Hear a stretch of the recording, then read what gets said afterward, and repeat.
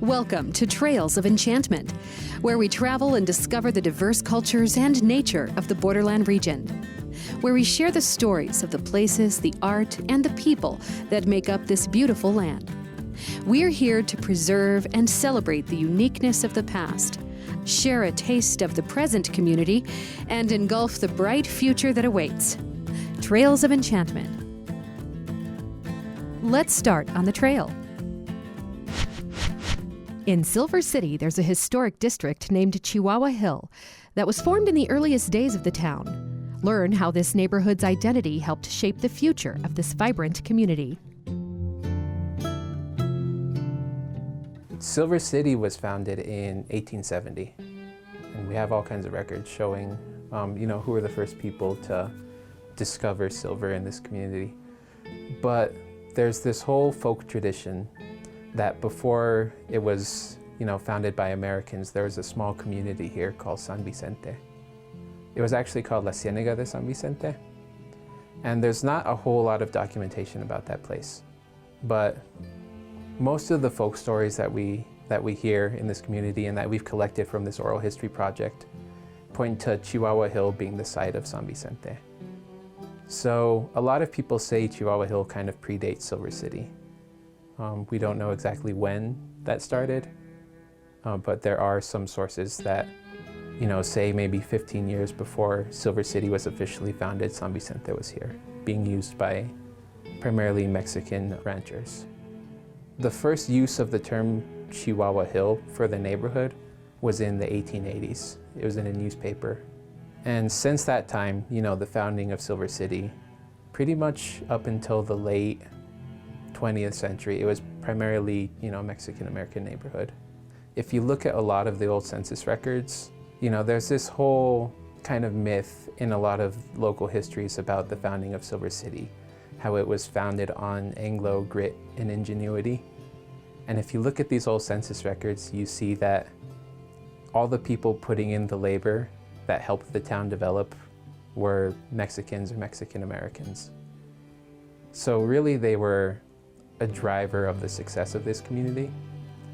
And for the longest time, they were just kind of in the background, at least in terms of history. They weren't really talked about. And if they were mentioned, it was always kind of in passing.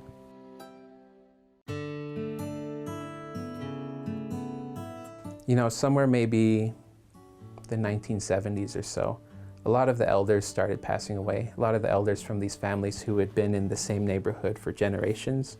So when all of these elders started passing away and all of the younger generation started growing up, there was this kind of want to move away from the poor neighborhood, So there was, I guess you could call it like a Chicano flight away from the neighborhood. And more Chicanos moved to other parts of Silver City. And because of that, the neighborhood has changed quite a lot since then. Like I would say it's no longer the Chicano neighborhood in town. All kinds of different people live there. But the people who do live there, I think there is this, continues to be this fierce pride. And for the people who did live there in the past, I'm sure they're still proud of the neighborhood. I was born and raised in Chihuahua Hill. Thinking back, we were a great big family. Anybody needed anything, if there was a tragedy, they all came together and helped each other. It wasn't like, ay, pobrecito, let's see what happens to them. No, they were all there. They took, they all came together to help. None of us felt that we were poor because everybody was at the same level. And even though our parents paid tuition, they scraped up the money somehow to pay the tuition. So again, that's the power of resilience and the community wanting to raise their family in a better way. The reason it became the poor neighborhood in town was because there was so much of this segregation in educational opportunities and in occupational opportunities. It wasn't ever an official policy to put Mexican Americans in that position, but it's the way it happened. It was de facto rather than de jure. First of all, we could not speak Spanish at school. We would get punished. At the high school level, it was hard going to the high school in the 60s. There was a lot of discrimination and everything, and you either rebelled and then ended up dropping out, or you kind of stayed quiet and in the background because that's how you were accepted. One of the really, I think, best ones that exemplifies a community, the resilience of the community in the face of those things. You know, not one person that I talked to really called their experience suffering. You know, to them, all of that stuff was kind of just the way things were, and they took whatever steps they had to do, you know, building stronger community, becoming undeniable in the school systems, you know, to kind of mitigate all of those things as best they could. Because I always come back to the question of, like, what is history? You know, history is more than just points on a timeline. It's more than just like event and year. It's the reactions to those events and how people feel about them and what that means for those communities and what that means for us now in the present. And if you're trying to understand history as something like that, then perspective is, you know, the utmost important thing. The only way to get proper perspective on the past is to talk to people who lived through it, right? So I think because of that, oral history is probably one of the most important aspects of history. And yeah, and you learned a lot of your values through the oral history and the communication that you had with your family and even your brothers and sisters. I don't see them communicating too much, you know, on a daily basis, what they're doing. We were always in touch with what our family was doing and who was doing what, cousins and everything. And so, yeah, the history and our values and how we could help each other was a real form of identity. If everybody's going through the same thing, there's just this amazing sense of solidarity. And that's, you know, one of the things that most of the elders have told me has changed most with the community. It doesn't feel like a community anymore. You know, it just feels like a place where a bunch of different people live. Whereas before, you know, entire families lived together and there was this whole network of friends and families that connected with each other. There was this one woman who told me this great story about, you know, nobody ever went hungry because if one family had something, they'd share it with the rest of the neighborhood, you know. So I think there was this great sense of solidarity because of all the things that they had to overcome. Yes, even though this was an ethnic neighborhood and the history that we're showing is about this underrepresented group, if you peel all that away, it really is just a story about humanity. So I do think it really touched on one of those things that people are missing in their lives these days, that sense of larger community and being part of this human family.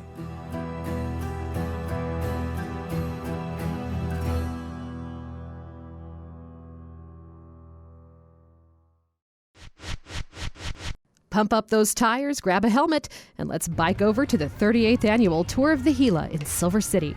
Here we'll meet racers from all over the world and learn what it takes to be Gila proven. It felt so good.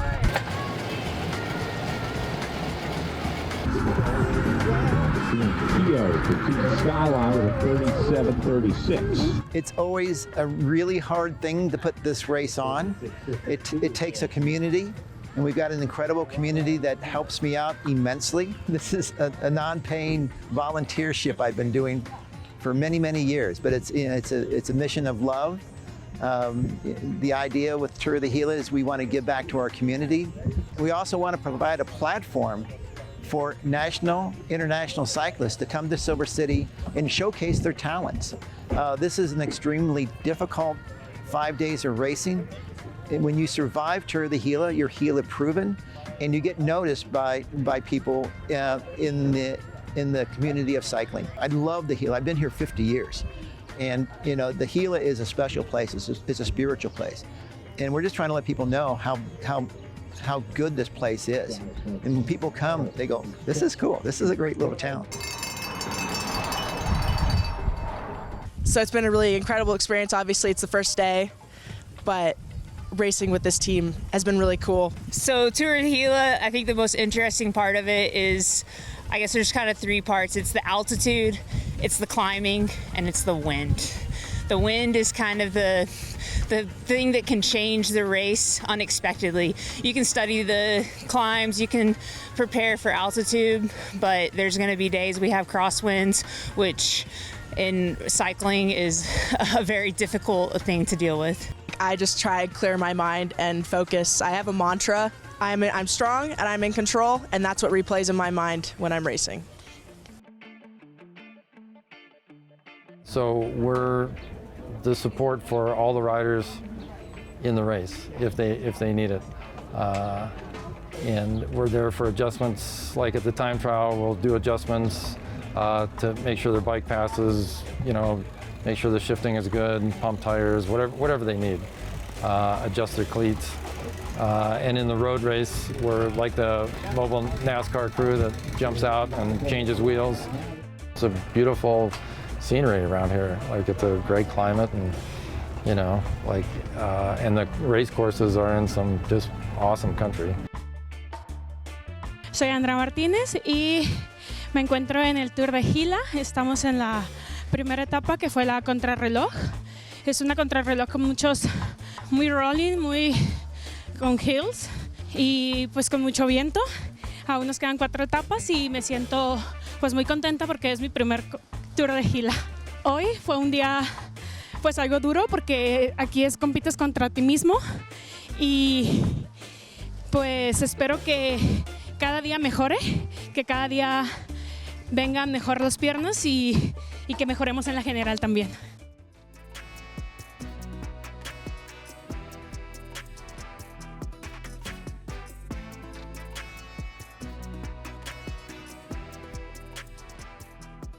Yeah, this is the Criterium Day today. It's one of the most unique days of racing here at Tour of the Gila. It's a short, fast circuit race in downtown. The course is about a mile long, 4 corners in downtown Silver City. It's also the most spectator-friendly day of racing. You get to see them come by every 2 or 3 minutes. It's a great place to come watch the bike race, hang out downtown, get something to eat, enjoy downtown Silver City, and enjoy a little bit of bike racing.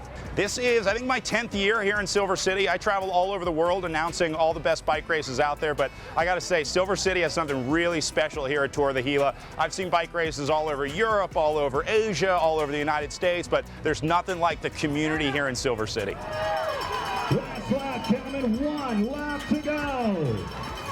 But here comes Stevens from second spot. Rookie will take it.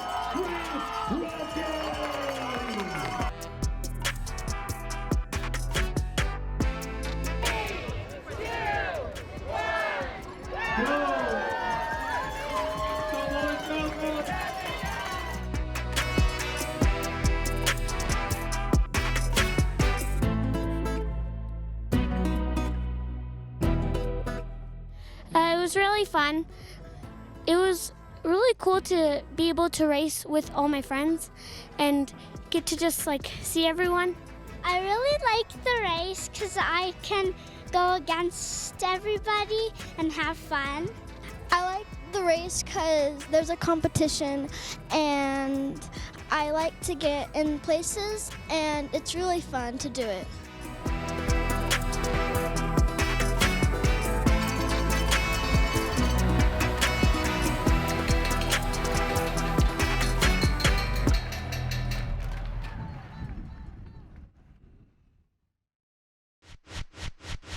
Let's head down to Canutillo, Texas to learn about the art of antiquing.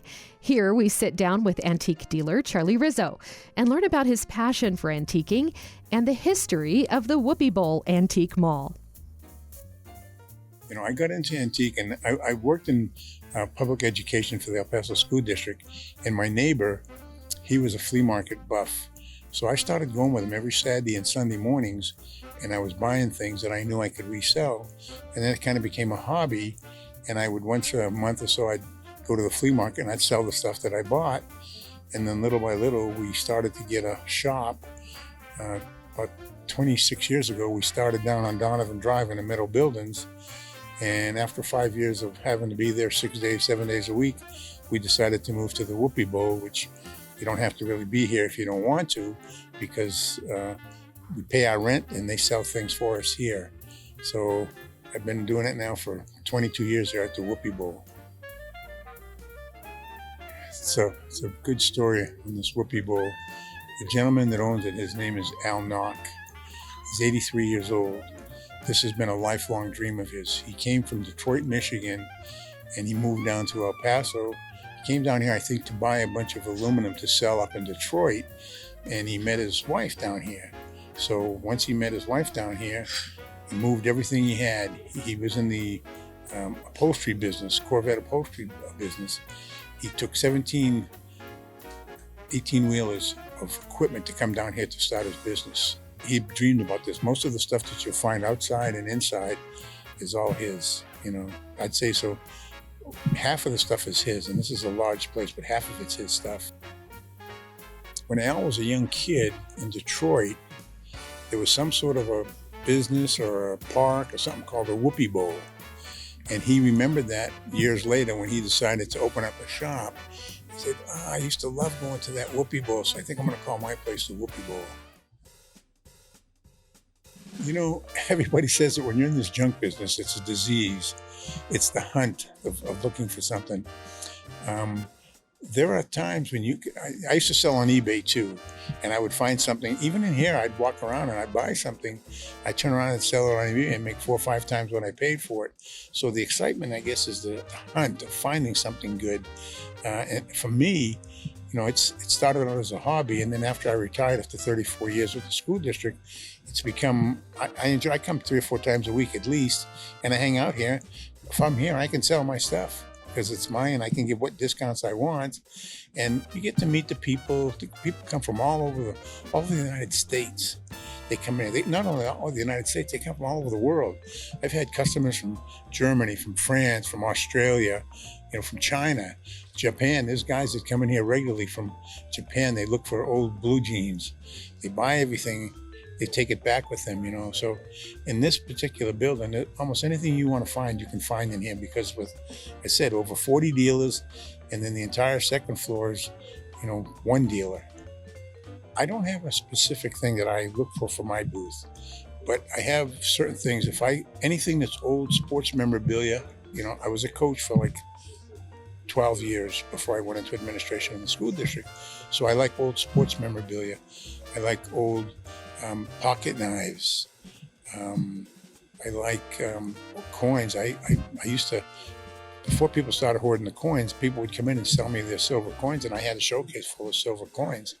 And jewelry. I like, you know, here in the Southwest, you can find a lot of silver turquoise jewelry.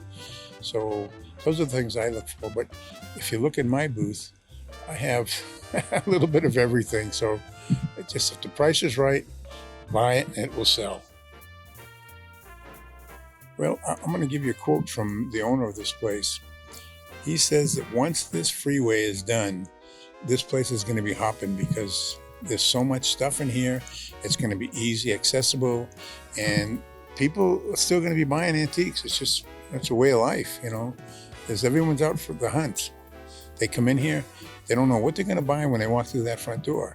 And then by the time they make the loop all the way around this store, there's got to be something that they're going to see that they like. And spontaneously, they'll buy it. Well, I will say this, that the people who run this basically are a family type operation, but they leave it up to the manager, Roger, who makes mostly all the decisions. But you couldn't ask for better people to work for. They're easy to get along with. There's no pressures in here.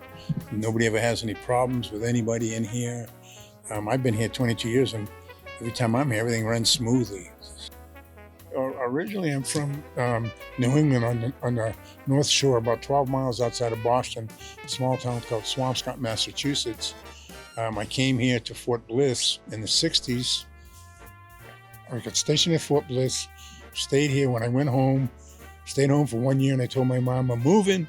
She goes, oh, you're getting an apartment? I go, no, I'm going back to El Paso, Texas. And I've been here for 51 years now. So 2 kids, 10 grandchildren, and 9 great-grandchildren, so I'm not going anywhere. This is my home now.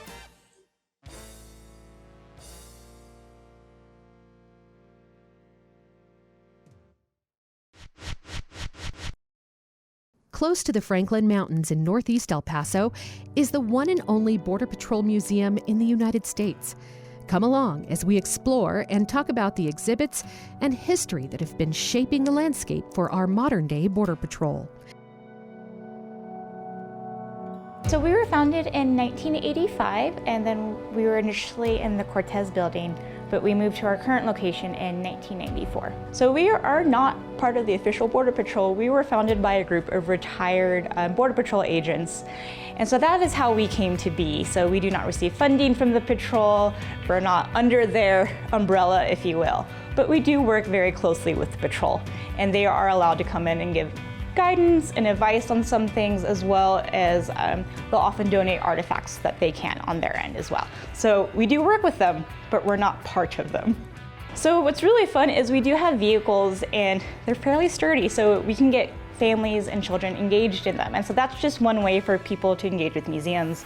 And so the nice thing about having these larger items, I've seen adults get really excited about going to the helicopters. There's different ways to engage with museums, and this offers not the typical stereotypical reading and looking at artifacts. And there's no wrong way to engage with museums.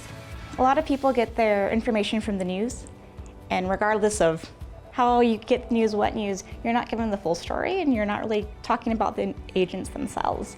And so one of the goals of this museum is to help round out that information, break down barriers, to pull back the curtain, but what the patrol does. Because a lot of people just see them as guys wearing green uniforms and carrying guns, but they don't know about the process or the history of it. So that's kind of one of our goals, is to pull back the curtain. What I really like to point out is artifacts from Operation Freeway. The Border Patrol actually helped with the Civil Rights Movement. They helped escort students into universities that were being desegregated, and so we have artifacts related to that. And not a lot of people know about that history of the patrol. So we get anything from pre-K to older adults, and I would say, from my observations, they all seem pretty into it, and they all come for different reasons. We get college groups that come in. We get groups from out of town because they're here to see the border. And so it's just interesting to see how people from different areas interact with the space. And being from El Paso, we understand how the border works, but it's interesting to see when people not from the area come here and then realize what the border is. So we do several community events. My personal favorite is called Lend a Paw. The patrol has recently started a support canine program, and they're based out of El Paso at Fort Bliss. And so one of the things we do here at the museum is help the handlers get the dogs used to humans petting them, basically. And so we have an outreach event where we have the dogs here. We invite the public to come and just literally to pet the dogs. And so that's one of our newer and my favorite event, because who doesn't like to pet dogs? We also have called Night at the Museum, where we focus on raising money with the Border Patrol Foundation. The foundation gives out scholarship to families of agents who have sadly passed away in the line of duty. And we also have our memorial every year where we honor the fallen agents as well. So our website's a really good source to find out, just borderpatrolmuseum.com. We're also on social media on Instagram and Facebook, and we are pretty active on there as well. We are open Tuesday through Saturday, 9 to 4:45 p.m.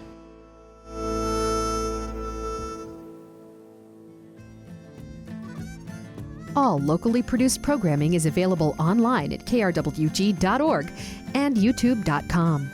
Thanks for joining us on Trails of Enchantment. We'll see you next time on the trail.